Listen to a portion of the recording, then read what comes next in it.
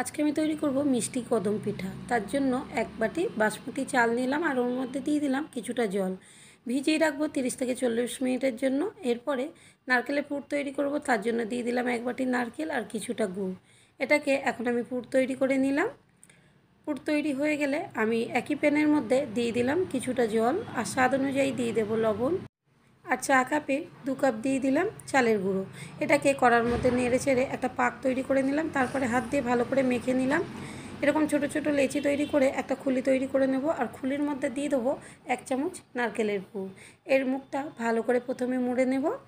ঠিক এইভাবে মুড়ে নিয়ে একটা গোল বলের মতন তৈরি করব। তারপর ভেজানো চালের মধ্যে আমি এইভাবে কোট করে নেব আর কড়ার মধ্যে দিয়েছি জল, তার উপর ছিদ্রযুক্ত একটা থালা বসিয়ে দিয়ে আমি ঢেকে দিলাম 30 থেকে 40 মিনিটের জন্য।